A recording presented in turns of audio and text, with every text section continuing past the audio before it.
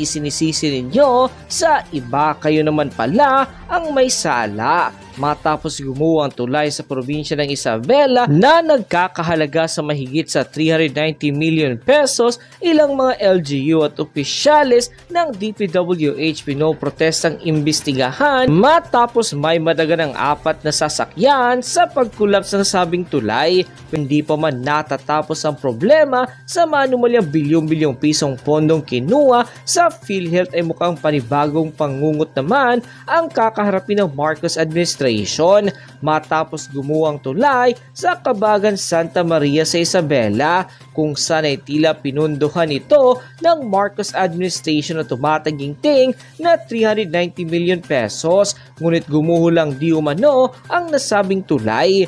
Ayon sa mga developing report ay 4 na sasakyan at mga tao ang mga nasugatan sa pagguho ng nasabing tulay sa probinsya ng Isabela, at hanggang ngayon ay patuloy na sumisigaw ng hustisya ang mga taga-LGU matapos tila questionin kung bakit biglang gumuho ang nasabing tulay na nagkakahalaga ng 390 million pesos. Ilang oras matapos kumalat ang nasabing balita ay tila may ilang mga maka-Marcos ang inakusahan ng dating Pangulong Rodrigo Roa Duterte na may kasalanan daw sa nasabing proyekto, dahil ito daw isa sa mga flag project ng kanyang administrasyon.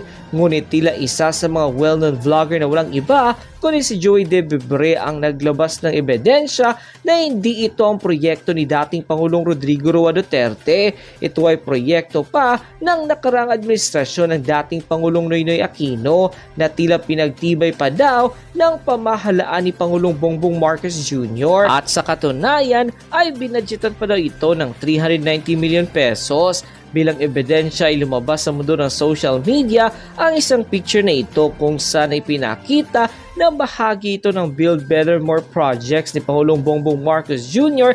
at tila pinondohan ng 274 million pesos noong 2023. Nakalagay din sa nasabing pahina ang pangalan ng contractor and interior Junior Construction na gumawa na nasabing tulay para pagtibayin daw ang proyekto sa probinsya ng Isabela. Isa pa sa matibay na ebidensya ay ang contract agreement na lumabas din sa mundo ng social media kung saan ay May 24, 2023 ay tila pinirmahan ng mga taong responsable sa nasabing proyekto ang mahigit sa 274 million pesos project ng DPWH sa nasabing probinsya. Kasunod dito ay ang panibagong contract agreement noong May 28, 2024. Wala pa mang isang taon, binadgetan muli ng DPWH ang nasabing tulay na nagkakahalaga ng 115 million pesos, kung saan ay dito kinatwiranan nila na dapat ay muling pagtibayin ang nasabing proyekto para daw hindi madisgrasya o makadisgrasya sa mga tao.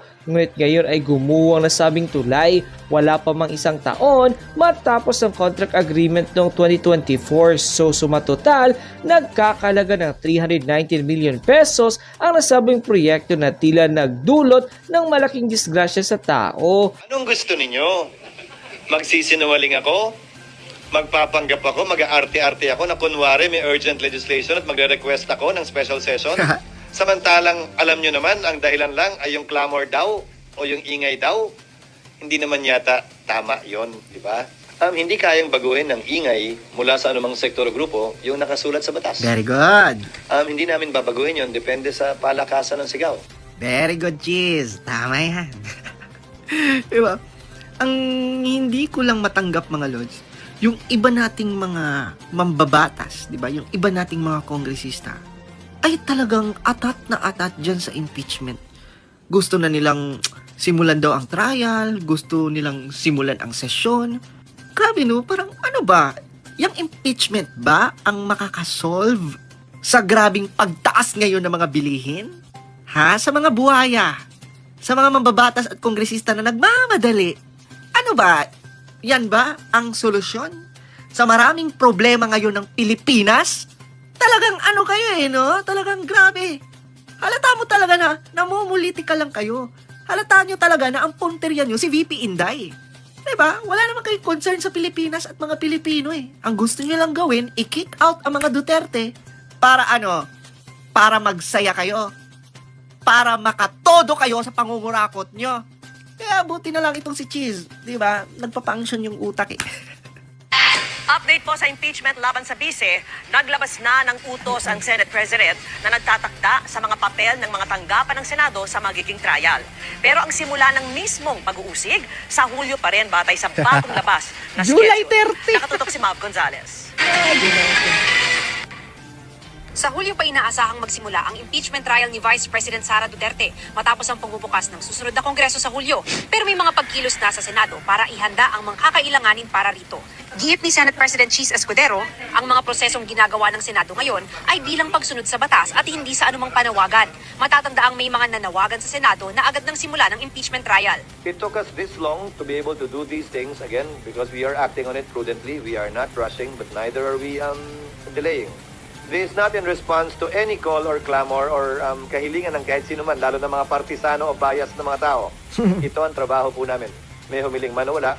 Kanina naglabas si Senate President Cheese Escudero ng mungkahing timetable para sa paglilitis. Ang plano, sa pagbabalik sesyon ng Kongreso sa June 2, ipipresenta sa Senado ng mga kongresistang magsisilbing prosecutors ang articles of impeachment. Aaprubahan na rin ng Senado ang susunding rule sa impeachment.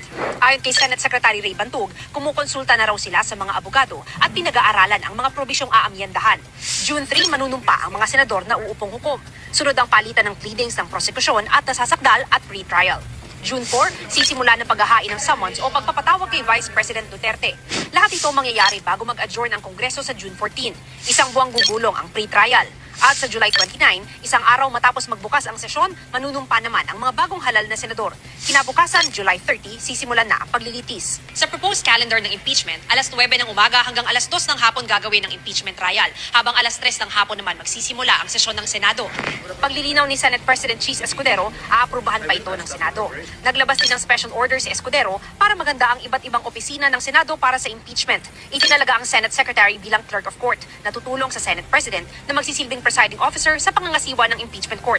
Itinalaga rin ang mga deputy clerk habang tagahain ng mga summon at subpoena ang Senate Sergeant at Arms. Lahat yan, pinagbigyan alam din namin sa Kamara, sa pamamagitan ni Speaker Martin Romualdez, at sa nasasakdal kay Vice President Sara Duterte, para kung may gustong mag-question, may gustong mag-akyat sa korte, ika nga, pwede nilang gawin yan ngayon pa lamang para pag nagsimula, ay tuloy-tuloy na talaga. Grabe na talaga, no? Pero, sa June at July pa talaga yan. So marami pang mangyayari, mag-e-election pa. Let's see, no? Anything can happen, sa totoo lang. Natatawa lang ako kasi, yung mga kongresista ay talagang request na sila. Atat na silang simulan na daw dapat ang impeachment. Ay, laka, di ba? Nakakatawa. Grabe mga lods, no? Si VP Inday Sara ang may pinakamataas na nakuhang boto. And yet, yung mga buwaya at kongresista, na ilan lang naman yung kanilang nakuhang boto, sila pa ang magpapatanggal kay VP Inday Sara. Dapat ang mga Pilipino ang mga bumoto. Pero sa sobrang kakapalan talaga ng mga buhaya, talagang gumagawa sila ng paraan, para talagang tanggalin nila, si VP Inday Sara. Pero para sa akin mga lords, mas lalo lang lalakas ang mga Duterte. Mas lalo lang lalakas si VP Inday Sara. Sos, Ginoo ko por Diyos por Santos. Basahin natin ang sinabi ng ating presidente. Sabi niya dyan, marami na tayong naabot sa pagsusulong ng pagkakapantay-pantay. Ngunit marami pang kailangan gawin. We will not stop until every woman has the freedom to dream, achieve, and succeed without limits. Because when we empower women, we uplift families, strengthen communities, and secure a better future for all. Apakamataling haga naman, Mr. President. Kala mo talaga, totoo no?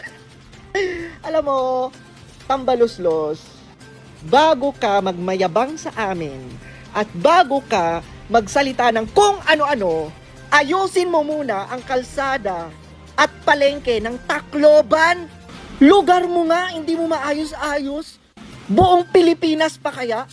Nang igit kayo, walang naniniwala sa inyo Kasi kung titignan mo ang lugar mo, Romualdez, kawawa, Kawawa ang mga taga-Tacloban. Kawawa ang mga tao sa lugar mo.